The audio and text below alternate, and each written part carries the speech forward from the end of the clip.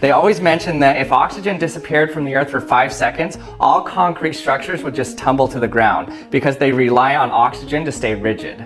So I've had a lot of people asking me saying, they always mention that if oxygen disappeared from the earth for 5 seconds, all concrete structures would just tumble to the ground because they rely on oxygen to stay rigid.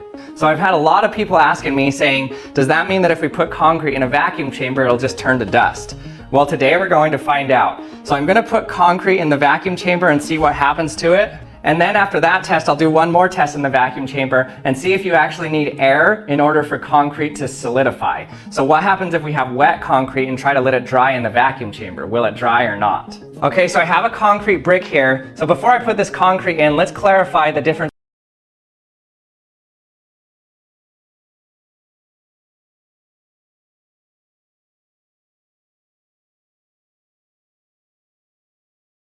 These healthy little dessert balls are one of the oldest recorded recipes in human history. Welcome back to Eats History. This is mursu, a date and pistachio snack from ancient Mesopotamia, dating back to almost 4,000 years ago. In the heart of the ancient Mesopotamian civilization, humanity took some of its earliest steps towards organized society, written language, and as it turns out, culinary history. This recipe for grinded up dates and pistachios comes from the Yale Babylonian Collection, one of the most important archives of Mesopotamian literature in the world. This recipe comes from one of the 3 tablets dating to around 1750 BC, during the reign of Hammurabi, the famous king of the old Babylonian Empire. These tablets are sometimes referred to as the earliest written cookbook, though the term cookbook is somewhat misleading. The texts were meant for not widespread use or instruction, but instead were likely written for the elite audience, possibly scribes or temple staff. Mursu in particular would have been prepared by professional pastry chefs. The ancient Sumerians held a special place for dates in their society, as they linked the date palm tree to their fertility god, Dumuzid. Dumuzid was a pastoral god who represented the cycles of life, death, and renewal, and his connection to the date palm emphasized the tree's role as a giver of life and substance. These are extremely easy to make and honestly would be a great pre-workout meal. The salty and sweet combo of the dates and pistachios counter each other perfectly. 8.2 out of 10. Follow for more.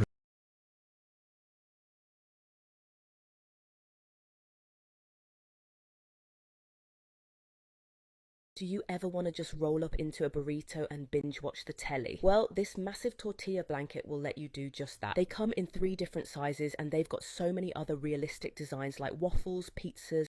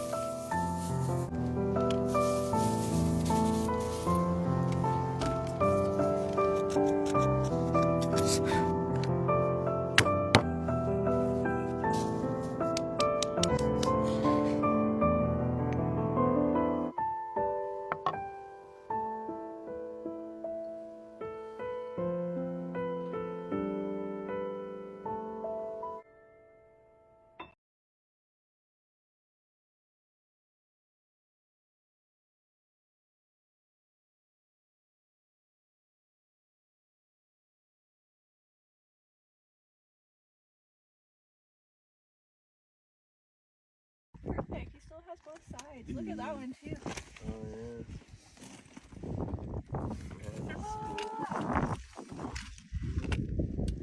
Oh my god. That's unreal. This guy. Whoa. This guy's coming home. Hey.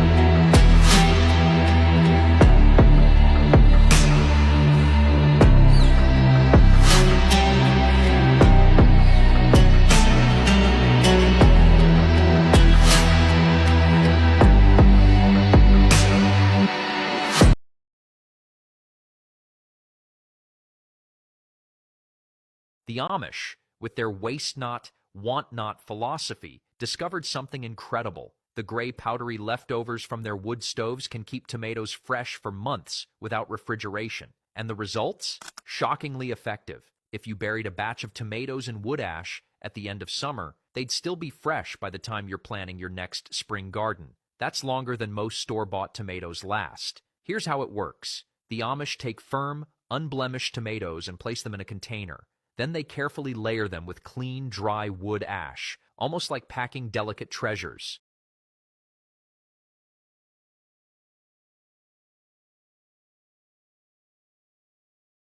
Why we call number 1-1? I don't know. Yeah? Why we call number 1-1? Number.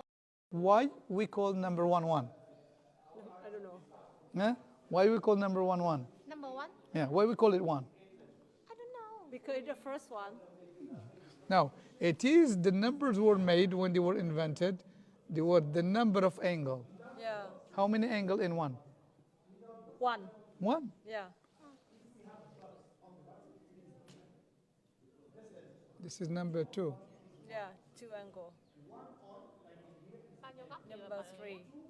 3. 3 angle. 4 angle. Yeah. 5. 5 angle. This is the way the numbers were invented. So they were Square. made It's always squares. square. Yes, yes. Not the circle. 7.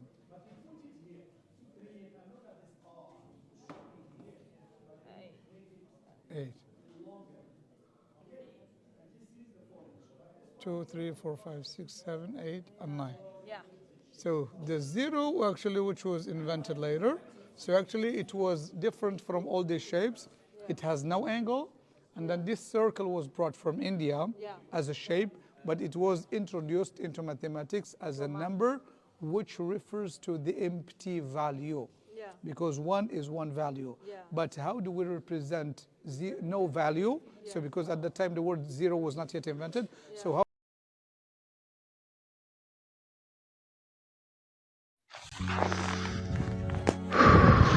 Река Лена. Судно. 2,60. Пойдемте посмотрим, что... О, лопнуло. Опять лопнуло. Это чревато последствиями, конечно.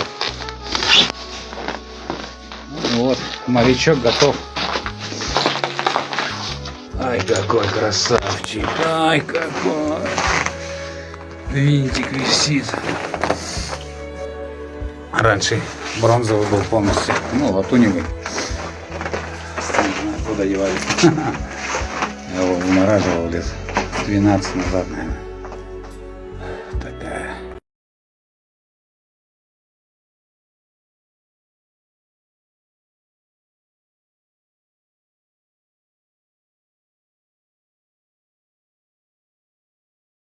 Have you heard of World Fairs? World Fairs could be some of the most worrying events in the entire history of mankind. They were gigantic, large-scale events with massive buildings. In the case of the St. Louis Fair, there were more than 1,200 buildings. In fact, some of these were the largest buildings recorded in history at that time. Which leads to the question, how did they create such an event in record time? In just 1 or 2 years, how were the buildings, canals, roads, walkways, columns, arches, and pillars all constructed? How did they build it all in such a short time with such an absolutely spectacular appearance? History tells us that everything was made of gypsum and hemp. But in modern times, these events would cost several $100 million according to their original expenses. For temporary buildings, why did they have lightning rods? Why were they so massive? Many believe these were already existing cities that were found and then destroyed. Let me know what you think in the comments. Were they really temporary, or are they hiding something much bigger?